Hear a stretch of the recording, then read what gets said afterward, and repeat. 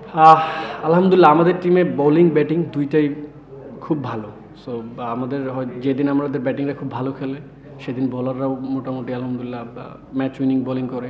যেদিন আমাদের বোলিংরা match winning bowling করে ব্যাটিংরা চেষ্টা করে শেষ করে। সো আমরা আলহামদুলিল্লাহ একটা ব্যালেন্স টিম বলা যায়। আসলেও আমার এই পর্যন্ত হোস্টের সাথে কোনো দেখা ওইভাবে হয় নাই।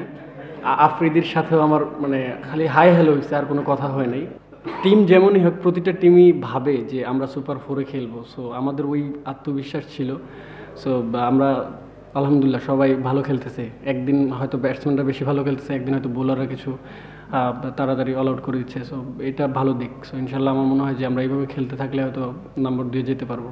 পেমেন্টের ইস্যুটা আসলেও কি বলবো, সো আমার মনে হয় উনি আজকে অনেক প্লেয়ারকেই দেওয়ার কথা। সো দেখা যাক আজকে দিনটা পার হলে বুঝতে পারবো যে কতটা।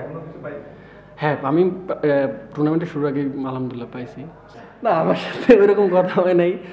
সো আশা করি সবার পেমেন্টটা উনি দিবে আশা করি। সো এটা সবাই বিশ্বাস করে প্রতিটা প্লেয়ারই যখন খেলে। তো এখন দেখা যাক কি হয়। আহ, শুরুতে আমি আসলে শুরুতে হচ্ছিল না, পরে আমি নিজে একটু ঘাবড়ে গেছিলাম। পরে কোচ আমার সাথে খুব পজিটিভিটি একটা মিটিং করে। সো আমার উপর বিশ্বাস রাখে, সাথে নাসু ভাই। সো বলে যে যত ম্যাচ খেলবা তোমার রিদমটা তত আসবে। সো ওইটা নিয়ে আমি প্র্যাকটিসে কাজ করতেছিলাম, বেশি বেশি করে নতুন বলে বোলিং করতেছিলাম। সো আলহামদুলিল্লাহ আবার ব্যাক চলে আসছে।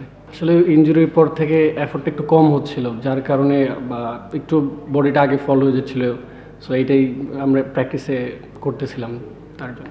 আমি খালেদ ভাইকে বলছিলাম, ভাই হ্যাট্রিক চান্স এবং 5টা চান্স, আপনি একটা স্লিপ নেন। সো যদি একটা ইজ হয় তো আমি চাই আপনি 5টা নেন, আবার হ্যাট্রিক টুর্নামেন্টের এই বছরের প্রথম হ্যাট্রিকটা হোক আপনার। তখন উনি বলছিল ঠিক আছে। এর সাথে মিথুন ভাইও অ্যাগ্রি করছিল যে স্লিপটা নেওয়াতে। আমার থেকে মনে হয় যে খালেদ ভাই যদি ওই ওভারে খেলাটা শেষ করতে তো আলহামদুলিল্লাহ খুব ভালো হতো, কারণ উনি টুর্নামেন্টের পুরো টুর্নামেন্টটা খুব ভালো বোলিং করতেছে। সো এই কারণেই